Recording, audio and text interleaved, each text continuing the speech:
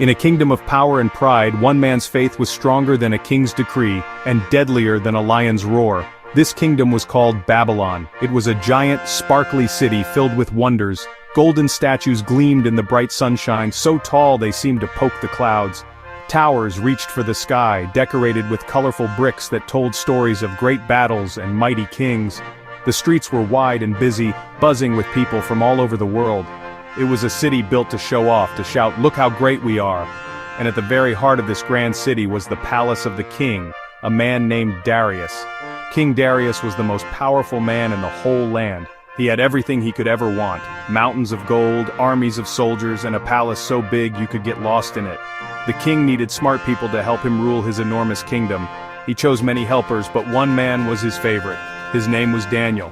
Daniel wasn't just smart, he was wise and good and full of God's spirit. He worked hard and was always honest.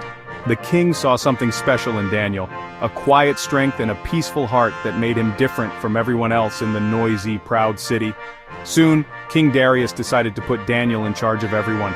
He would be the top helper, the most important person in the kingdom right after the king himself. This was a very big job, but the king knew Daniel could do it. Daniel didn't let the power go to his head. He didn't become proud or bossy. Instead, he did something very special 3 times every single day. He would go to his room, open his window that faced toward his faraway home of Jerusalem, and he would kneel down. He would talk to God. He thanked God for his blessings and asked for his help. It was his favorite part of the day. This special time with God was Daniel's secret. It was where he got his wisdom and his strength. While other people in the palace hurried and worried, scheming for more power and more gold, Daniel was quiet. He knew that true strength didn't come from a king or an army. It didn't come from golden statues or high towers. It came from the one true God, the maker of the stars and the king of everything. And Daniel loved God more than anything, more than his important job, more than the king's favor, and even more than his own life. And he would need that love, because trouble was coming. The other helpers in the palace saw how much King Darius liked Daniel, and they didn't like it one bit. Not at all. They were jealous. "Why is Daniel so special?" they grumbled to each other in shadowy corners of the palace. "He's not even from Babylon. Why should he be in charge of us?" Their hearts filled with a nasty, green jealousy like sour grapes. They wanted to be the king's favorite. They wanted Daniel's important job. So they decided they had to get rid of him. They needed to find something bad about him to tell the king. So, these sneaky officials started watching Daniel. They watched him all day long. They checked his work, hoping to find a mistake. They listened to his words, hoping he would say something wrong. They followed him everywhere, peering and peeking and spying, but they couldn't find anything. Daniel was too good at his job. He was honest and fair, and never broke any of the king's rules. This made the jealous men even more frustrated and angry. "He's perfect," they muttered. "There must be some way to trap him. We have to think of a plan." Then, one of the men had a wicked idea. It was a sly, clever, and very cruel plan. "I know something about Daniel," he whispered with a nasty grin. "He is always praying to his God. He never misses, not even for one day. What if we make a law against praying?" The other men huddled closer, their eyes gleaming. They knew the king liked Daniel, so the plan had to be extra tricky. It had to be a law that the king himself could not change once it was made. They would trap Daniel using the one thing he loved most. So the men went to King Darius with fake smiles and bowing heads. "Oh, great King Darius, live forever," they said. "We have an idea to show how wonderful you are. Let's make a new law. For the next 30 days no one can pray to any god or man except to you, O king. And if anyone dares to break this law, they must be thrown into the den of lions." King Darius, who liked being told how great he was, thought this was a splendid idea.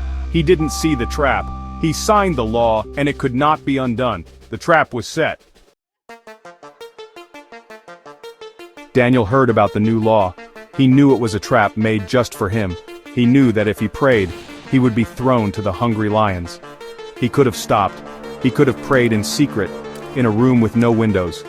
He could have prayed silently in his heart where no one could see or hear. But Daniel knew that would be like hiding his love for God, and he would never, ever do that. His God was bigger than any king and more powerful than any lion. So what did Daniel do? He did the exact same thing he did every other day. He went to his room. He opened his window that faced his beloved city, Jerusalem. He knelt down, just like always, and he prayed to God. He thanked God. He praised God. He talked to God not once, not twice, but 3 times that day. And of course the sneaky men were watching. They peered through the doorway and saw him. "We've got him!" they whispered excitedly. They rushed back to the king, their faces full of fake sadness. "O king, Daniel has disobeyed you. He broke your special law. We saw him praying to his God." When King Darius heard this, his heart sank. He knew he had been tricked. He loved Daniel and didn't want to hurt him. He spent the whole rest of the day trying to think of a way to save his friend. He looked for a loophole in the law, a secret escape, but there was none. A king's decree could not be changed. As the sun began to set, the men came back.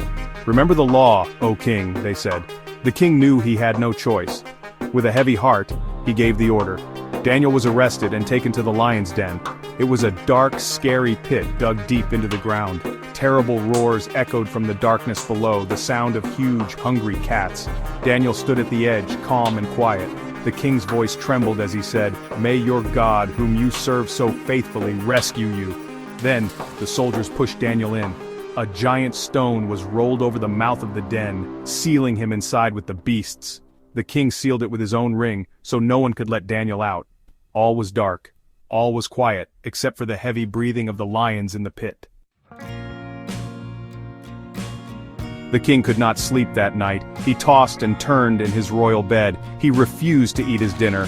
He sent away the musicians. His heart ached for his friend, trapped in the darkness with those ferocious animals. He just kept thinking about Daniel and hoping that Daniel's God was real and powerful enough to do the impossible. He watched the moon move across the sky, waiting for the first tiny sliver of morning light.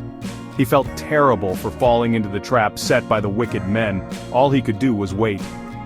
As soon as the sun peeked over the horizon, King Darius leaped out of bed and ran to the lion's den. He didn't even wait to get properly dressed. His heart was pounding in his chest. He was afraid of what he would find. He called out in a shaky, worried voice, "Daniel, servant of the living God, was your God, whom you serve all the time, able to rescue you from the lions?"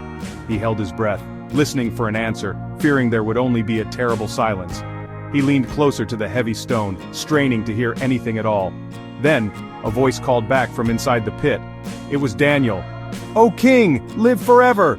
Daniel shouted, his voice clear and strong. "My God sent his angel and he shut the mouths of the lions. They have not hurt me at all because I was found innocent in his sight, nor have I ever done any wrong before you, O king." The king could not believe his ears. He was overcome with joy. He ordered his guards to roll away the giant stone at once. They lifted Daniel out of the den, and he didn't have a single scratch on him, not one. The king was so happy and amazed that he wrote a new law for the entire kingdom.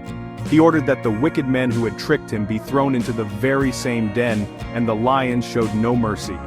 Then, King Darius sent a message to every person in his vast kingdom declaring, "I issue a decree that in every part of my kingdom people must fear and reverence the God of Daniel. For he is the living God. He rescues and he saves. He performs signs and wonders in the heavens and on the earth. He has rescued Daniel from the power of the lions." And everyone knew that Daniel's God was the one true king over all.